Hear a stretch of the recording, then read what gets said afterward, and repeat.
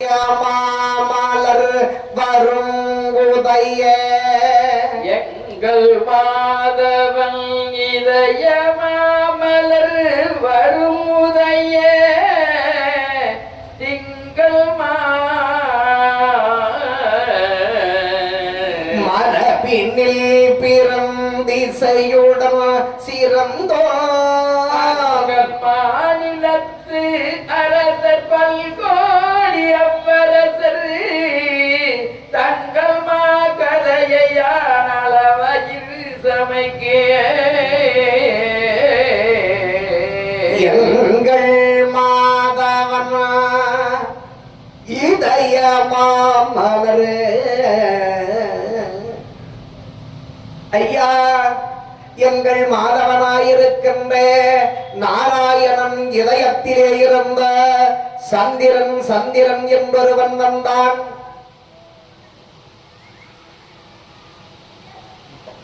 ராமாயணம் சூரிய குலத்து ராஜாக்களின் பரம்பரையை பற்றி சொல்வது.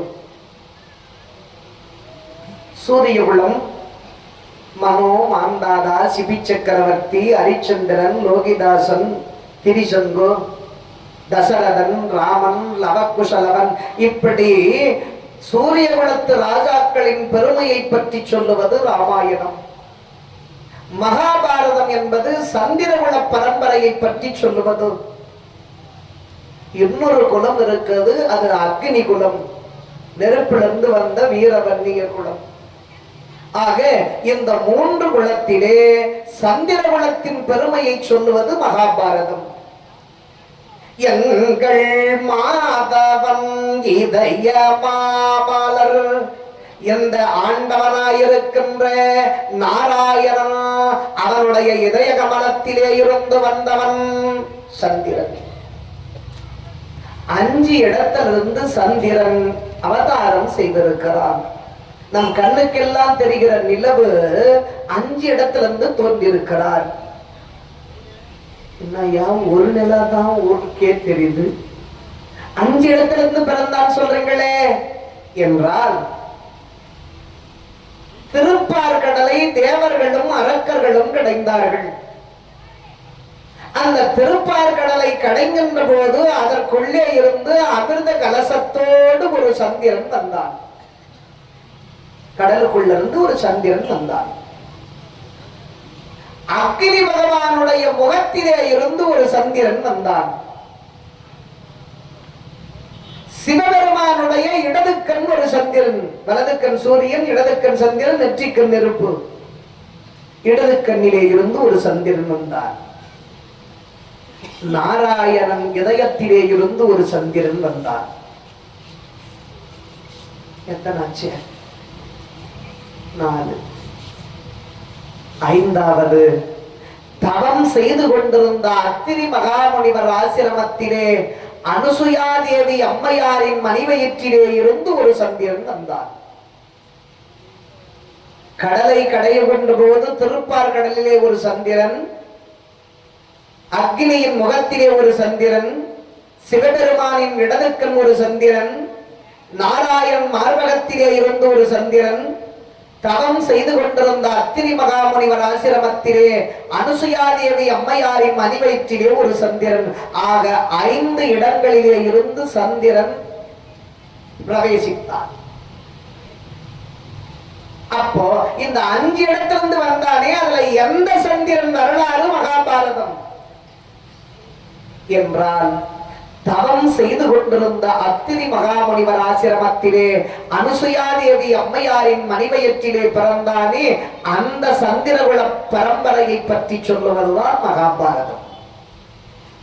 அந்த சந்திரன் எப்படி பிறந்தார் என்றால், அத்திரி முனிவர் என்ற மகா ஞானி,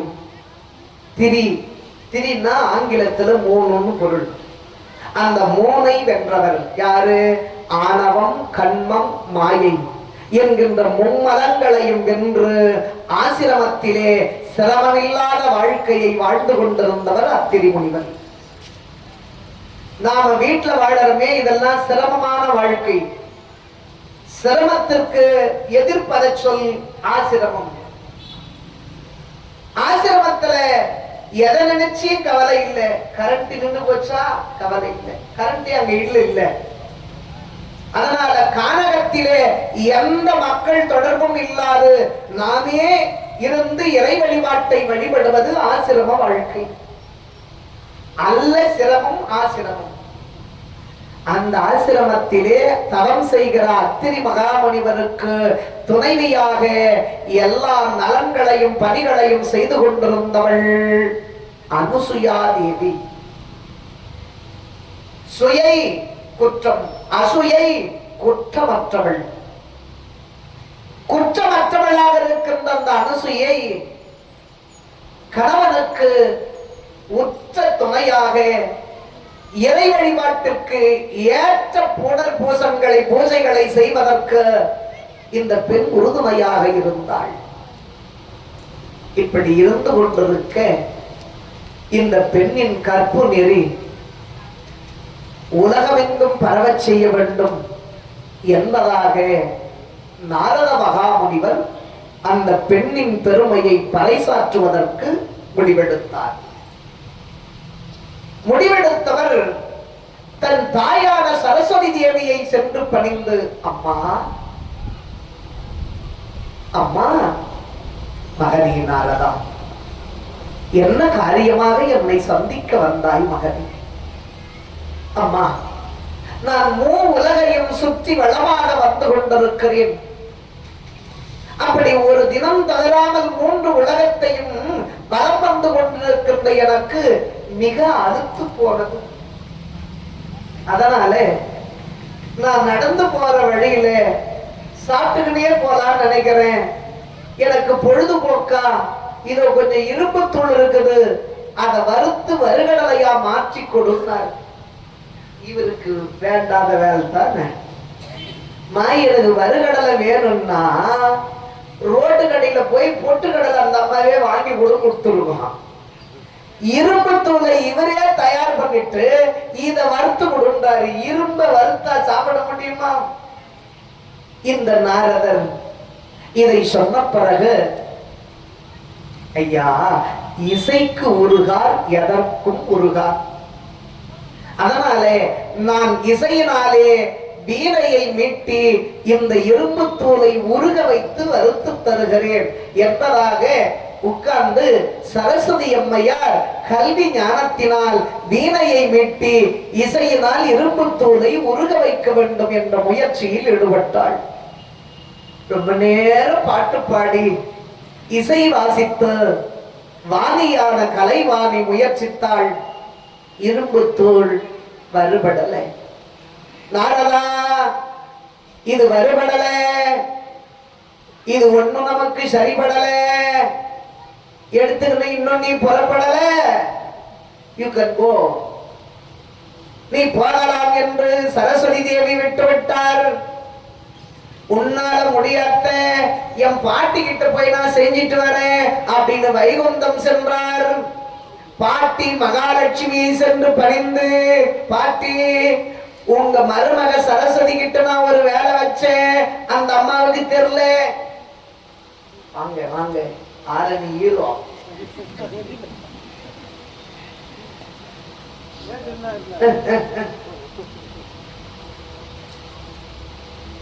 மருமகளால முடியாத இந்த இரும்பு தூளை வறுத்து எனக்கு வருகடலையா கொடு பாட்டின்னு நாரதர் லட்சுமி இடத்துல சொன்னார். மருமகளால முடியல அப்படின்னு தெரிஞ்சா மாமியாவுக்கு ஒரு சந்தோஷம். அவளுக்கு நாடா தெரியும், நானா பார்த்து கொண்டாந்து வச்சுவா, அவளுக்கு என்ன தெரியும்? நீ முதல்ல என்கிட்ட வந்துருத்தானே. ஊர்ல இருக்கிற மாமியா மொத்த பேரும் ஒரே ரேங்க் தான்.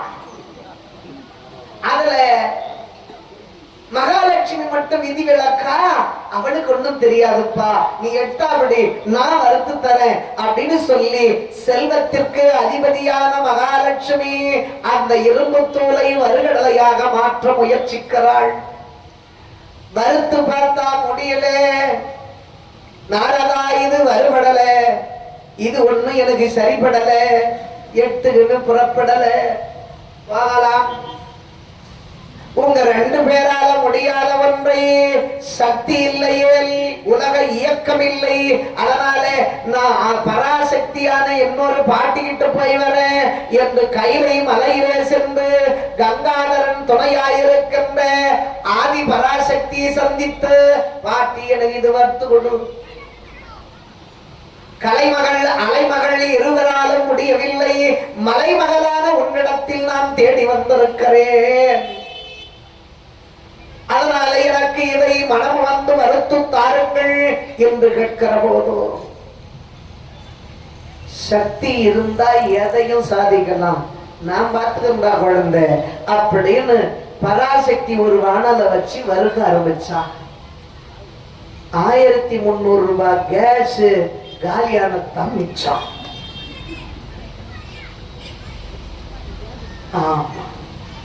இதுல வருபடல.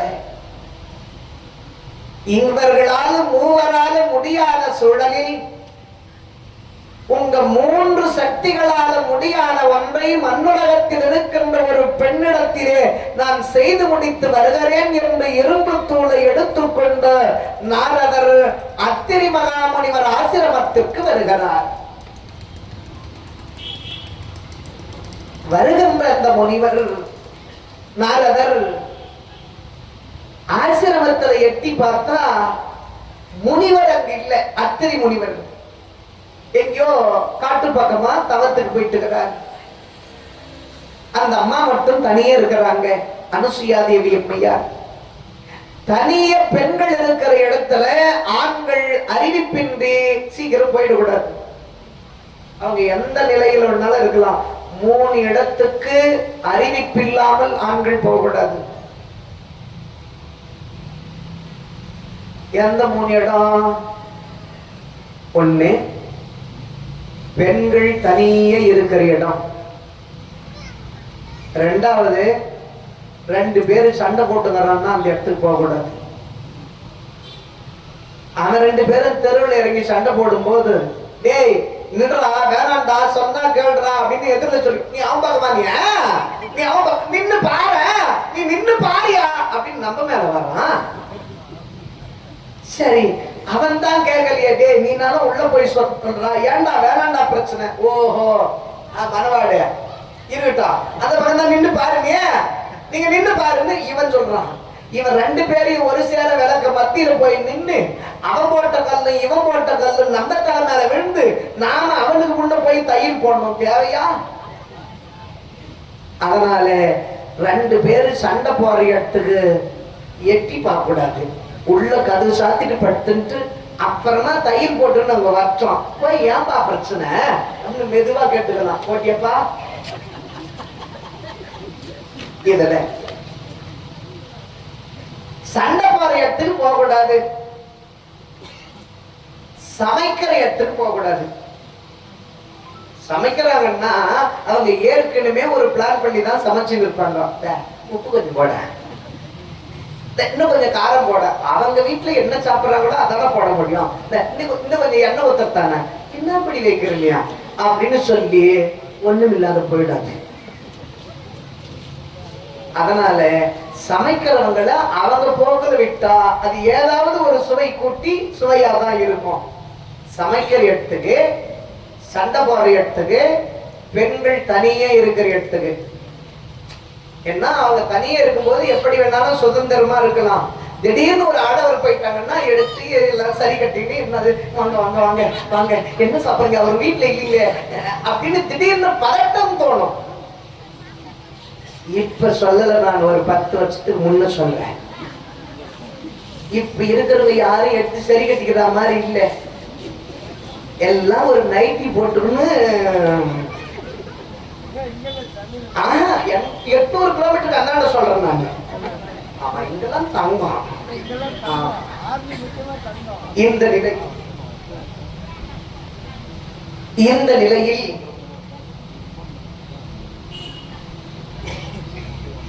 பெண்ணு மட்டும் தனியே இருக்கின்ற அந்த அனுசுயா தேவி அம்மையார் இருக்கிற இடத்துக்கு நம்ம போயிட விடாது என்று யோசித்தார். ஆனா வந்த வேலை வீராப்பா அங்க சொல்லிட்டு வந்துட்டோம், வருத்தி எடுத்து மருன்னு வீராப்பா சொல்லிட்டு வந்ததுனால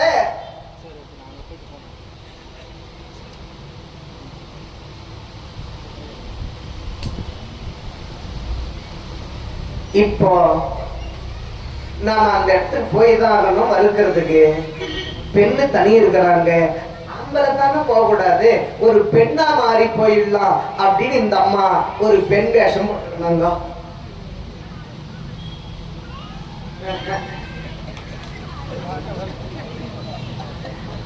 பெண் வேஷம் போட்டுருன்னு அந்த அம்மா இருக்கிற ஆசிரமத்துக்குள்ள அம்மா வணக்கமான போனாங்க. நாரதர் திடீர்னு படம் எங்க வாங்கினார்னு என்ன கேட்டுறாதீங்க. தெய்வ சக்தி பெண் வேஷம் போட்டு கிளம்பினாங்க. அம்மா வாங்க, நம்ம ஊரை தேடி யாரோ அதிதி வந்துட்டாங்க, வாங்கம்மா வாங்க, உள்ள வந்து உட்காருங்க அப்படின்னு சொல்லி வணங்கி வரவேற்று ஒரு ஆசனம் கொடுத்து உட்கார வச்சாங்க. உட்கார வச்ச பிறகு இந்த அம்மா உட்கார்றாங்களே, சும்மா தானே உட்கார்ந்துருக்கணும். இவரு பழக்க தோஷத்துல உட்காரும் போது நாராயணா உட்கார்ந்துட்டார். இந்த அம்மா யாரு, ஏன் நாராயணா சொல்லி உட்கார்றாங்க, என்னவா இருக்கும் என்று யோசித்த அந்த அம்மையார் பூஜை அறையிலே சென்று கையெடுத்து வணங்கி, தெய்வமே, நான் கணவனே கண்கண்ட தெய்வம் என இருப்பது உண்மையே ஆயின் வந்திருப்பது யார் என்று தெரிய வேண்டும் என்று வணங்கி பணிந்தாள். அந்த அம்மாவின் ஞானத்திற்கு தெரிகிறது, எதிரில் ஒரு டிவி ஓடுது. இந்த டிவியில வானத்தை போல வருமா, சுந்தரி வருவாளான்னு கட்டுறாது. இங்க வந்த நாரதர் யார் என்று வரும். இந்த வந்திருக்கிற பெண் வடிவத்தில் இருப்பவர் நாரதர் என்று தெரிய வந்தது. நாரதா, உனக்கு ஏன் இந்த வேலை என்று அங்கிருந்து பூஜை அறையிலே ஒரு தொன்னையிலே தீர்த்தத்தை கொண்டு வந்தாள். இந்த தீர்த்தத்தை கையிலே வைத்து, நான் கணவனே கண்கண்ட தெய்வமென இருப்பது உண்மையே ஆயின் நாரதா, பெண் வேஷத்தில் வந்த நீ பெண்ணாக போக வேண்டும், நீ பெண்ணாக போக வேண்டும் என்று தீர்த்தத்தை தெளித்தார். நிஜமான பெண்ணா மாறிட்டார் நாரதர். நாம கட்டின படவத்தானை எடுத்து போட்டுள்ளான்னு பார்த்தா பெண்ணுக்குரிய நிஜமான அவயவங்கள் வந்துவிட்டது. ஏற்கனவே இவர் 3 உலகத்தையும் சுற்றி வளம் வரக்கூடியவர். பெண் வேஷத்துல சுத்தும் போது சும்மா விடுவாங்க.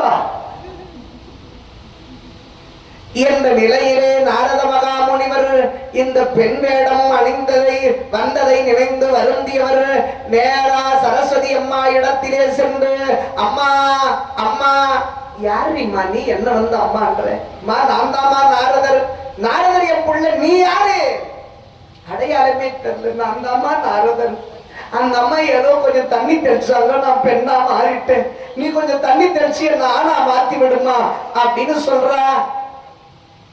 நாரதர் பெண்ணா மாறியதை கண்ட அந்த சரஸ்வதி தேவி, தண்ணி தானே நான் தெளிக்கிறேன் அப்படின்னு சொல்லி தண்ணீரை எடுத்து தெளிக்கிறார். தண்ணி தெளிச்சதுனால நாரதருக்கு ஜலதோஷம் தான் குடிச்சதும், ஆனா போன பாடில்லை. இது ஒன்னும் சரிப்படல, நீ புறப்பட என்று நாரதரை விட்டுவிட மகாலட்சுமி இடத்திலே சென்று, பாட்டி, இந்த தண்ணி தெளிச்சு அந்த மண்ணுலகத்து அம்மா என்னை ஆணாக மாற்றினார், நீ கொஞ்சம் தண்ணி தெளிச்சு எனக்கு ஆணா மாத்திவிட. பெண்ணா மாத்திட்டாலே மற்ற ஒரு பழைய நிலைமைக்கு மாற்றிவிடு என்ற உடனே அந்த லட்சுமி தேவியானவள் கொஞ்சம் பார்க்கடல்ல இருந்து தண்ணி எடுத்து, அவன் சாதா தண்ணி தெளிச்சா, நான் பால் தண்ணி தெளிக்கிறேன், சீக்கிரமா ஆனா போ, ஆனா போ நாரதா, நீ ஆனா போ, ஆனாலும் போ, ஆவல்னாலும் போ என்று விட்டுவிட. அடுத்து சக்தி இடத்திலே செல்ல, சக்தி தண்ணி தானப்பா இரு அப்படின்னு சிவபெருமான உட்கார வச்சு மேலகிற கங்கா தேவியை திருப்பி விட்டா. இந்த 3 எடுத்து தண்ணியை மாத்தி மாத்தி குளிச்சதுனால நாரதருக்கு தும்பல் தான் வந்தது, ஒன்னும் நடக்கல. இப்போ உட்கார்ந்து நாரதர் யோசித்தார். எங்க தொலைச்சோமோ அங்க தேடினா தானே கிடைக்கும். ஒருத்தர் சாயங்காலம் 7 மணிக்கா கோயிலாண்ட உட்கார்ந்து தேட ஆரம்பிச்சார். ரொம்ப நேரமா ஆத்து மணலை போட்டு கிளறிக்கிட்டு இருக்கிறார். இந்த மணலை கிளறிக்கிட்டு இருக்கும்போது கோயில் நிர்வாகத்தில் இருக்கிற 4-5 பேர் பார்த்து, ஏயா என்ன தேடுற, என்னாச்சு? ஒரு 500 ரூபாய் கீழே போட்டனே, அதைத்தான் தேடினுக்கிறேன். 500 ரூபாய் ஒரு நாள் உழைப்பையா, அது இருந்தா எவ்வளவு பயன்படும்? வீணா கீழே போட்டுன்னு சொல்றியே. சரி, நாங்களும் உட்கார்ந்து தேடுறோம். 500 ரூபாய் கிடைச்சிச்சுன்னா 200 ரூபாயை உண்டியில போட்டு மீதி நீ எடுத்துன்னு போ அப்படின்னு எல்லாரும் உட்கார்ந்து ஒரு 1/2 மணி நேரம் தேடுறாங்க. தேடி பார்த்துட்டு சலிச்சு முடிச்சிட்டு சலிப்பு ஏற்பட்டு, ஏய்யா எங்கேயா போட்டு தொலைச்சேன்னா, நான் பஸ் ஸ்டாண்ட்ல போட்டு தொலைச்சேன்னா, பஸ் ஸ்டாண்ட்ல தொலைச்சிட்டு இங்கேயா வந்து தேடுற?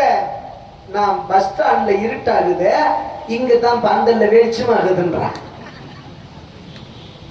இருட்டுல தொலைச்சிட்டு வெளிச்சத்துல தேடினா கிடைக்குமா? இப்போ நாரதருக்கு பெண் வடிவம் வந்தது எங்கே? அனுசுயாதேவி அம்மையாரிடத்தில். அங்க விட்டுட்டு வெளிச்சம் இங்க வந்து தேடுற மாதிரி சரஸ்வதி இடத்திலேயும் மகாலட்சுமி இடத்திலேயும் பராசக்தி இடத்திலேயும் தேடினால் அது கிடைக்குமா? இது இருட்டுல தொலைச்சிட்டு வெளிச்சத்துல தேடுற மாதிரி. இதனால நாரத மகாமுனிவர் போட்ட இடத்துல தேடினாதான் கிடைக்கும். நாம அனுசுயாதேவி அம்மையாரிடத்திலே செல்லுவோம் என்பதாக புறப்பட்டார். போகும்போது அத்திரி மகாமுனிவர் ஆசிரமத்தில் இருந்தார். அங்க போயிட்டு, சாமி காப்பாத்துங்க சாமின்னு காலில் விழுந்தார். யாருமா நீ? நான் யாருமா இல்ல யாருப்பா? என்னம்மா சொல்ற? ஆமா, மிச்ச விவரத்தை எங்கிட்ட கேட்காதீங்கோ, அங்க கேளுங்க. அம்மா அனுசுயாதேவி அம்மையாரிடத்தில் கேளுங்க என்று சொல்ல. என்னம்மா நடந்தது? நாரதன் பெண் வேஷத்தில் வந்தார். பெண்ணா போகிறோம்னு அது தண்ணி தெளிச்சேன். பெண் வேஷம் அவருக்கு ரொம்ப பிடிக்கும் போலகுதுன்னு நான் மாத்தி விட்டேன், அவ்வளவுதான். சரி, கவலைப்படாத ஐயா. என் நிலைமையை புரிஞ்சு கொஞ்சம் ஆனா மாத்திட சொல்லுங்க. நான் ரோட்ல நடந்து போனா என்னை பின்னால எத்தனை பேரும் ஃபாலோ பண்றாங்க. இந்த நிலைமையில எனக்கு வேதனை அதிகமாக இருக்கிறது என்று சொல்ல, அம்மா மாற்றி விடு. என்னுடனே பூஜை அறையிலே சென்று புனிதத்துவமாக நின்று, நான் கணவனே கண்கண்ட தெய்வமென இருப்பது உண்மையே ஆயின் இந்த நாரதன் ஆணாக போக வேண்டும் என்று தீர்த்தத்தை தெளித்தாள். நாரதர் பெண் வடிவத்திலிருந்து ஆண் வடிவத்திற்கு மாறினார். இப்பதான் இடுப்பில் இருந்த அந்த இரும்பு தூளை எடுத்து வச்சு, இது கொஞ்சம் மாற்றிடும், இத மாற்றத்துக்கு நாம் பட்ட பாடு, அதனால இத கொஞ்சம் மாற்றிடுங்க என்று கொடுக்கிற போதும்,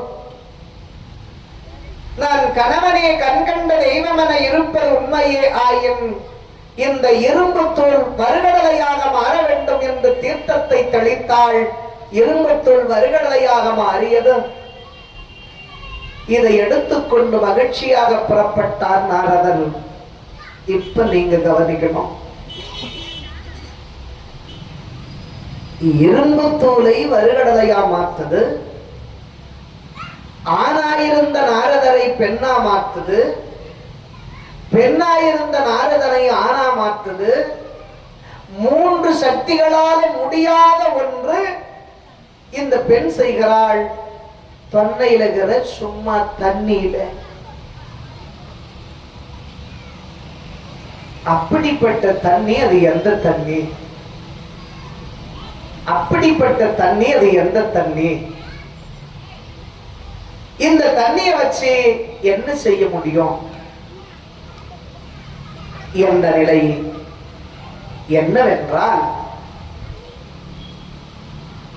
தினம் தினம் காலையிலே எழுந்து கணவனின் பாதம் போற்றி கழுவிய நீ தலித்து கணவனின் பாதம் போற்றி கழுவிய நீ தெளித்து உணவினை உண்ணும் போதும் உறங்கிட செல்லும் போதும்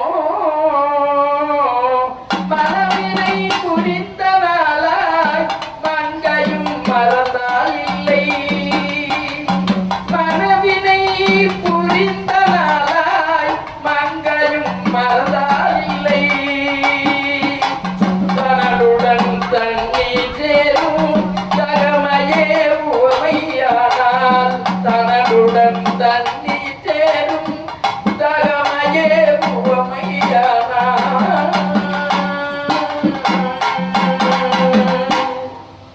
கணவனாருடைய காலிலே விழுந்து வணங்கி விடியற் காலை பொழுதிலே வீட்டுக்காரு கண் விழித்து எழுவதற்கு முன்னதாக எழுந்து தான் குளித்து அகத்தூய்மை புறத்தூய்மை செய்து கொண்டார்.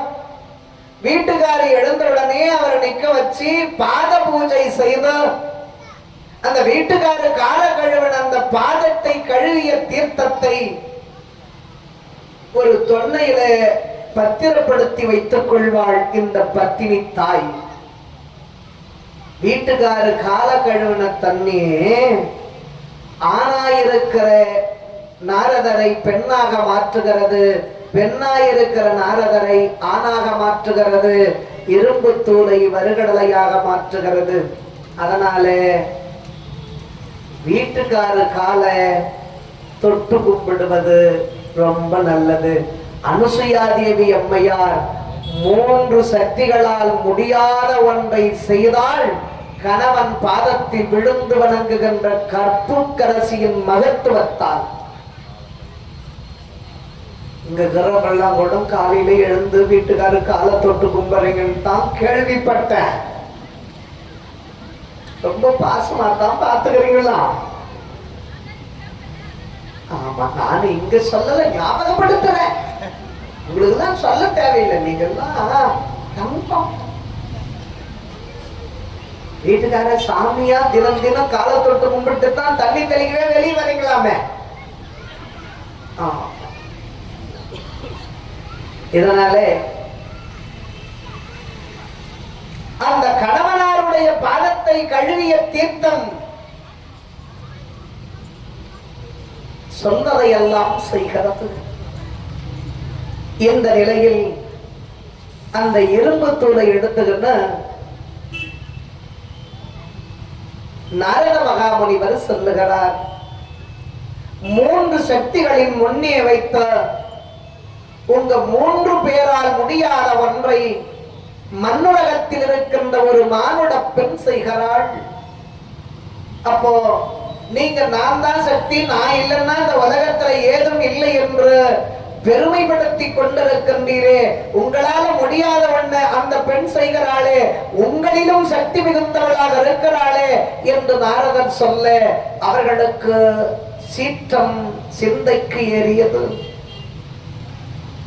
கோபம், எங்களால முடியாத மண்ணுலகத்தில் ஒருத்தி செய்கிறாளா? எப்படி இது சாத்தியம்?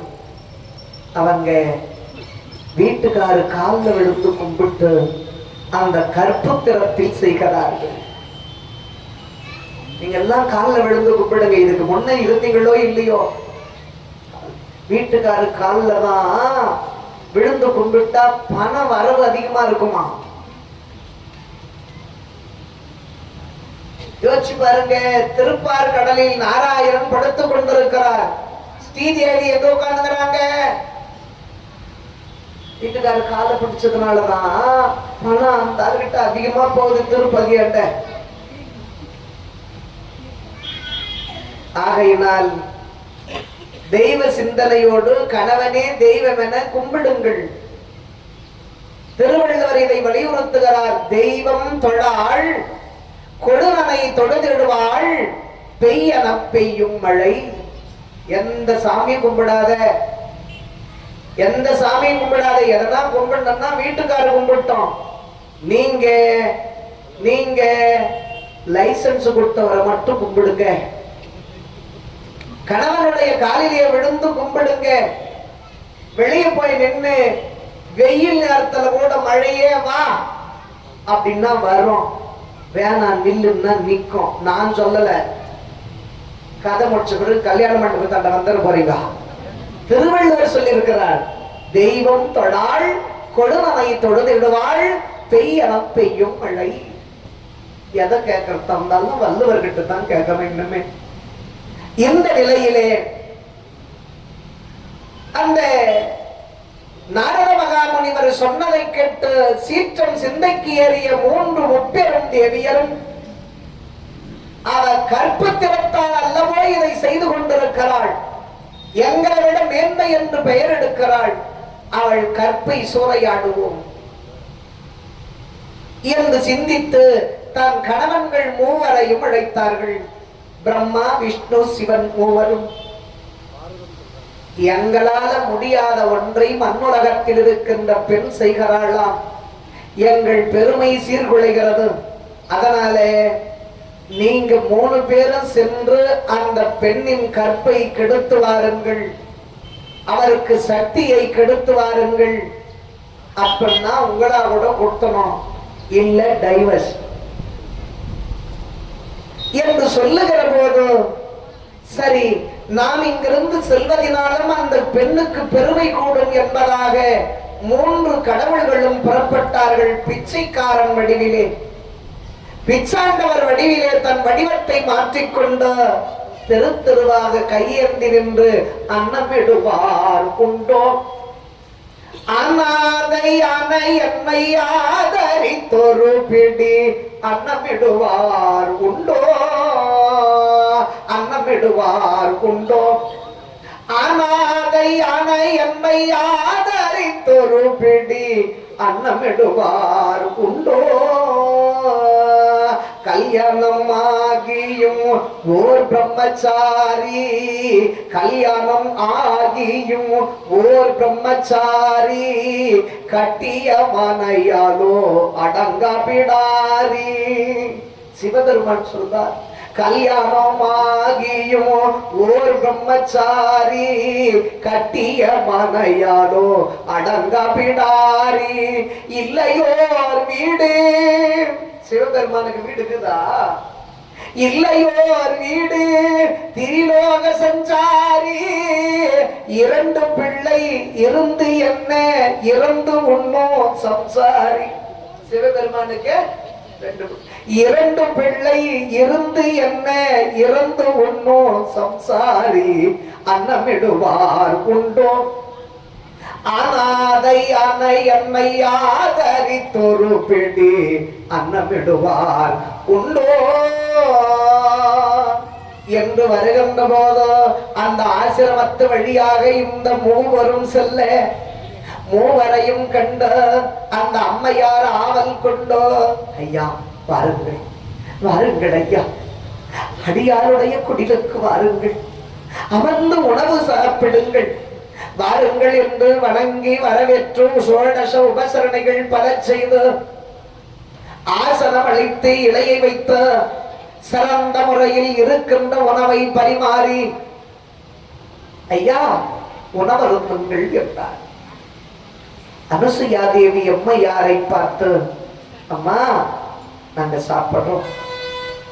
சாப்பிடுறோம், ஆனா உங்க வீட்டுல குழந்தை இருந்தால் கூப்பிடும், குழந்தையோடு சாப்பிட்டுத்தான் வழக்கம், அதனால குழந்தை இருந்தா கூப்பிடு என்று அனுசுயா தேவி அம்மையாரிடத்தில் இந்த 3 தேவர்களும் சொல்லுகிறார்கள்.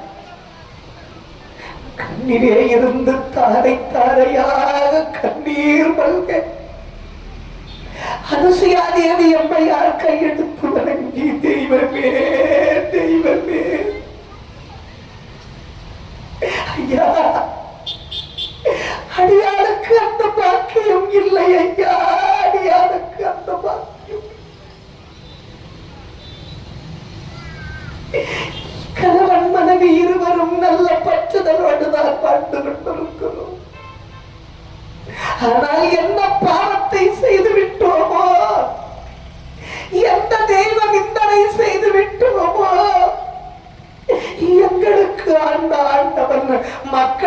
தெய்வமான மகத்தான செல்வத்தை மனமிறங்கி அருளவில்லை ஐயா, அருளவில்லை. கள்ளி செடி உயரமாக வளர்ந்திருக்கும் ஐயா, ஆனால் அந்த கள்ளி செடிக்கு விதையோ பூவோ காயோ பூப்பதில்லை, காய்ப்பதில்லை. இந்த பாவி வயிற்றிலேயும் ஏதும் இல்லை ஐயா. கள்ளி மரம் போல வளமான வாழ்வு எனக்கு, ஆனால் என் வாழ்க்கைக்கு பிறகு சந்ததி இல்லை ஐயா. அடிகளை மன்னியுங்கள். உணவு சாப்பிடுங்கள், உணவு சாப்பிடுங்கள். முனிப்புங்களே, உதாசீனப்படுத்தி விடாதீர்கள், சாப்பிடுங்கள் என்று சொல்ல குழந்தை இல்லாத வீட்டில் நாங்கள் உணவருந்தவனா? இன்று உணவை உதாசீனப்படுத்துகிறார்கள், சாப்பிட முன்வரவில்லை. கலங்கிய தாய் ஒருவாறாக தேறி பூஜை அறையிலே சென்று நின்று யோசிக்கிறார். குழந்தை இல்லாத வீட்டுல நான் சாப்பிட மாட்டேங்கிற கொள்கையோடு இருப்போங்க. சாப்பிட கூப்பிடும் போதே உங்க வீட்டுல குழந்தை இருக்கா, இருந்தாதான் நாங்க சாப்பிட வருவோம் அப்படின்னு முன்கூட்டியே சொல்லணுமா இல்லையா? இப்போ சொற்பொழிவுக்கு நாங்க வந்திருக்கிறோம், நாங்க இப்படித்தான் வாழணுங்கிற ஒரு கொள்கையோடு இருந்தா இது எனக்கு சரியா இருக்கணும், இப்படி ஏற்பாடு நடக்கணும், இப்படி இருந்தாதான் நாங்க வருவோம் அப்படின்னு நான் வர்றதுக்கு முன்னே என்ன வேணாலும் சொல்லிருக்கலாம். வந்துட்ட பிறகு எப்படி இருந்தாலும் அட்ஜஸ்ட் பண்ணிக்கிட்டு தான் போகணும். இதனால சாப்பிட வர்றதுக்கு முன்ன கொள்கையோடு இருப்பவர்கள் இப்படித்தான் நான் இருப்பேன், குழந்தை இருந்தாதான் நான் சாப்பிடுவேன் அப்படின்னு சொல்லி உள்ள வந்து உட்காரத்துக்கு முன்னாடி என்ன வேணாலும் சொல்லி இருக்கலாம், அதுக்குரிய ஏற்பாடு நடந்திருக்கலாம். ஒரு சில பேரு காசிக்கு போய் வந்த பிறகு ஏதாவது ஒண்ணு விட்டுடணும் அப்படின்னு முறுக்கை இலையில சாப்பிட மாட்டேன்னு விடுவாங்க. இலைய வச்சு சாப்பாடு போட்டுட்டு பிறகு முருங்கை இலையில சாப்பிட மாட்டேன்னு சொல்லலாமா? வாழை இலையில தான் சாப்பிடுவேன் அப்படின்னு சாப்பாடு வைக்கிறதுக்கு முன்னாடி சொன்னா அதுக்குரிய ஏற்பாடு செய்யலாம். இதனால இவங்க வர்றதுக்கு முன்னாடி குழந்தை இருக்கிற வீட்டுல தான் சாப்பிடுவேன்னு சொல்லி இருந்தா அதுக்குரிய ஏற்பாடு செய்திருக்க முடியும். இல்ல எங்க வீட்டுல குழந்தை இல்லைன்னு முன்கூட்டியே நம்ம வழி அனுப்பிச்சிருக்க முடியும். ஆனா இவங்க வந்து உட்கார்ந்து சாப்பாடு வச்சு சாப்பாட்டுல கைய வச்ச பிறகு குழந்தை இல்லாத வீட்டுல சாப்பிட மாட்டேன்னு சொல்றாங்களே, இவங்க யாரு? வந்திருப்பது யார் என்று தெரிய வேண்டும். கணவனே கண் கண்ட தெய்வமென இருப்பது உண்மையே ஆயின் எனக்கு காட்டி கொடுக்க வேண்டும் தெய்வமே என்று பணிந்தாள். வந்தது மும்மூர்த்திகள் மூப்பெரும் தேவர்கள் என்று தெரிந்தது. குழந்தையை ஏற்கனவே கொடுக்காம குழந்தைய கேட்டுட்டு என் வீட்டுக்கே வந்துக்கிறாங்க என்று மனதிலே நினைத்த அனுசூயா தேவி அம்மையார், குழந்தையதான கேட்டீங்க, இதோ வருகிறேன் என்பதாக அந்த கமண்டலத்திலே இருந்த தீர்த்தத்தை, தொன்னையில் இருந்த தீர்த்தத்தை கொண்டு வந்த தெய்வங்களே, கணவனே கண்கண்ட தெய்வமென இருப்பது உண்மையாயின் குழந்தையை கேட்ட இந்த மூவரும் குழந்தையாகவே மாறக்கடவது பிடி என்று சொல்லி தீர்த்தத்தை தெளித்தாள். 3 பேரும் குழந்தையா மாறி தவழ்கிறார்கள்.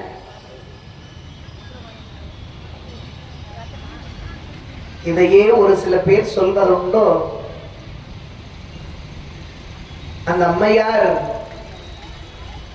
உணவு பரிமாறுகிற போது நீ ஆடைகளை கலைந்து நிர்வாணமாக வந்து உணவு படைத்தால் உணவருந்துவேன் என்று சொன்னதாகவும் தன் கூந்தலினாலே அவயவங்களை மறைத்துக் கொண்டு வந்து